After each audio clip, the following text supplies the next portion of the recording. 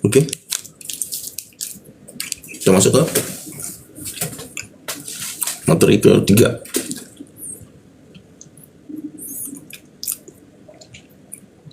Tadi nikmat itu berasal dari keteraturan,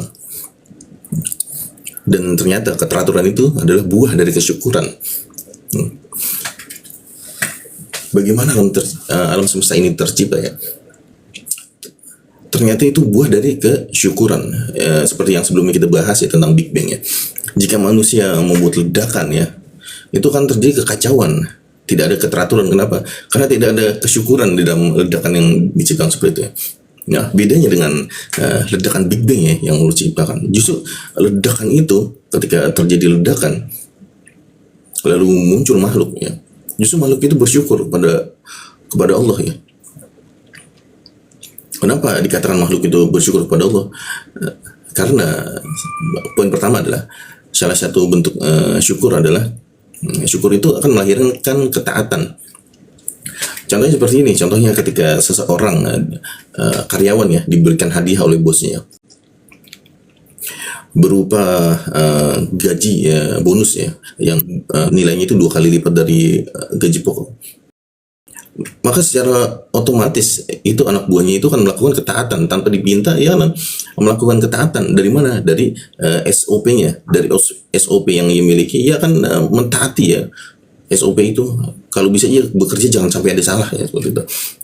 Disuruh datang jam 7 ya, dia datang sebelum jam 7, jangan sampai terlambat ya. Disuruh pulang jam 5, dia paksakan lembur ya, lebih dari jam 5 ya, seperti itu. Nah, itu suatu bentuk ketaatan, dan ketaatan itu terlahir dari kesyukuran. Kenapa syukur itu tercipta? Ya karena ada yang namanya pemberian ya, seperti itu. Nah, ketika Allah menciptakan sebuah Big Bang ya, ledakan besar, maka Allah itu menaburkan semesta ini dengan berbagai kenikmatan ya.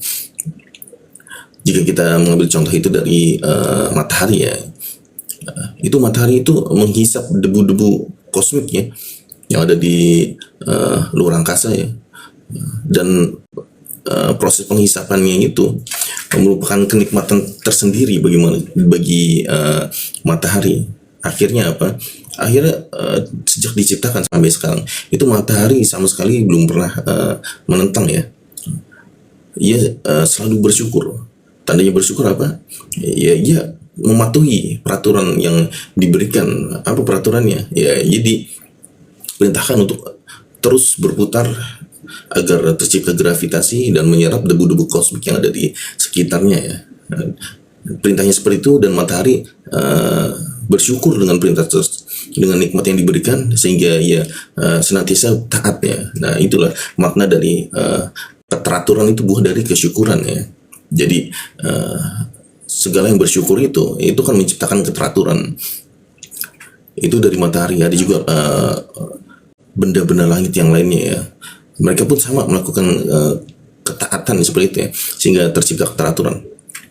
Ya, apabila terjadi penyimpangan ya, penyimpangan dari kesyukuran ya, maka secara otomatis yang menyimpang ini itu nanti akan dihancurkan dan digantikan dengan makhluk yang bersyukur. Prosesnya seperti itu. Apapun yang terjadi di alam semesta akan seperti itu. Sebagai contoh ya, ketika dulu kita ingat 2019 ya, ada yang dinamakan COVID ya. Nah, COVID itu suatu sistem yang tidak keteraturan ya. Harusnya manusia itu ya tidak dihancurkan oleh virus ya, tapi pada kenyataannya virus menghancurkan manusia, dan ini merusak keseimbangan. Maka beberapa tahun kemudian virus itu pun dimusnahkan ya oleh alam. Seperti itu. Ketika virus itu dimusnahkan, maka kembali muncul keteraturan. Nah, keteraturan itu adalah bentuk dari kesyukuran ya, seperti itu. Jadi setiap tidak teraturan itu yang terlahir dari ketidaksyukuran itu suatu ketika akan pada masanya ya akan dihancurkan dan akan kembali pada konsep kesyukuran pada ketaatan ya, seperti itu. Lalu kita masuk ke poin kedua ya, yaitu tunduk pada alam. Ketaatan merupakan buah dari kesyukuran ya. Buktinya apa? Buktinya adalah ketundukan pada hukum alam. Nah, jadi di alam ini ada yang dinamakan hukum ya, hukum yang tidak tertulis ya, tapi dilakukan. Hukum yang tercipta dari alam bawah sadar ya, karena memang makhluk yang tidak diciptakan dengan akal itu bergerak dengan suatu sistem bawah sadar di mana insting mengendalikan seperti itu. Sebagai contoh, hujan yang jatuh dari atas ke bawah ya, nah itu bagian dari hukum alam.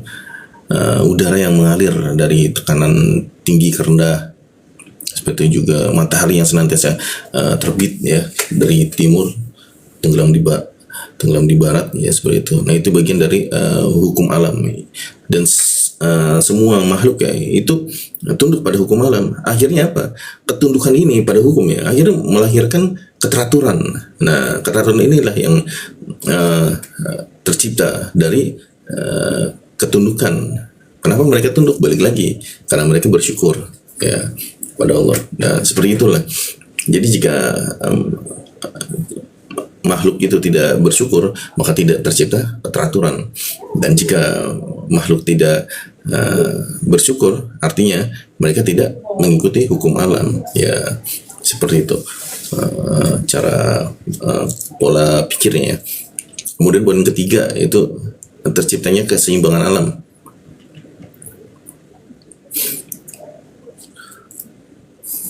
Kita bahas lagi. Keteraturan itu buah dari kesyukuran ya. Dan bukti bahwa makhluk di alam semesta ini bersyukur adalah yaitu terciptanya keseimbangan alam ya. Kembali kita menggunakan perumpamaan yang sebelumnya yang bos dengan karyawan. Ketika bos memberikan bonus ya kepada seluruh karyawannya, maka karyawan itu kan bersyukur. Nah, syukur dari karyawan itu melahirkan ketundukan pada hukum ya. Maka hukum yang ada di perusahaan itu akan dijalankan ya semuanya tanpa terkecuali. Bahkan jika dibebankan dengan hukum yang baru, mereka siap sedia menjalankan ya asal bonusnya sesuai ya, seperti itu, dan mereka taat itu karena ada bonusnya. Nah, ketika seluruh karyawan itu taat pada bosnya, maka akan tercipta sebuah keseimbangan di mana bagian produksi itu memproduksi ya, kemudian nanti masuk ke bagian pemasaran itu produknya dipasarkan, kemudian nanti ketika masuk ke dalam penjualan itu uang diterima ke manajer keuangan ya kan, bagian keuangan, lalu nanti uang itu diolah lagi menjadi sebuah produk ya, maka sistem itu kan tercipta dengan seimbang ya. Jadi perusahaan itu akan memiliki sebuah kinerja yang sehat ya. Nah ini yang disebut keseimbangan. Nah sama polanya itu seperti alam ya. Jika kita lihat contohnya itu alam ya, maka alam semesta ini yang tercipta dengan keseimbangan yang sangat luar biasa. Itu lahir dari kesyukuran ya. Jika makhluk tidak bersyukur ya, maka akan terjadi perselisihan. Nah, perselisihan itu yang akan menyebabkan kehancuran. Tapi faktanya alam semesta ini tercipta dengan begitu sempurna ya, begitu indah, begitu seimbang. Nah, inilah salah satu bentuk tanda bahwa alam semesta ini bersyukur ya. Karena syukur itu pada akhirnya akan melahirkan keteraturan, dan keteraturan itu akan melahirkan keseimbangan alam. Seperti itu. Oke. Berikutnya poin keempat, yaitu mentaati agama karena bersyukur. Nah, kita kaji lagi. Keteraturan merupakan buah dari kesyukuran. Nah, tanda bahwa makhluk itu bersyukur adalah mereka mentaati agama ya, seperti itu. Orang yang taat pada agama itu adalah orang yang bersyukur, dan orang yang tidak taat pada agama itu berarti dia tidak bersyukur. Artinya apa? Artinya adalah seperti gambar yang kita lihat ya, ini gambar sebuah keteraturan dalam pola ibadah ya. Nah, gambar seperti ini itu tercipta dari kesyukuran ya. manusia memiliki rasa bersyukur ya kepada Allah dengan datang ke Baitullah lalu melaksanakan ibadah. Nah, inilah tanda bahwa manusia itu bersyukur ya, sehingga tercipta keteraturan ya. Jika manusia tidak bersyukur, maka manusia tidak akan pergi ke Baitullah ya seperti ini, maka tidak akan ada gambar seperti ini ya. Tapi karena manusia itu bersyukur, akhirnya mereka melaksanakan ibadah dan terciptalah sebuah pemandangan ya seperti gambar di atas. Oke.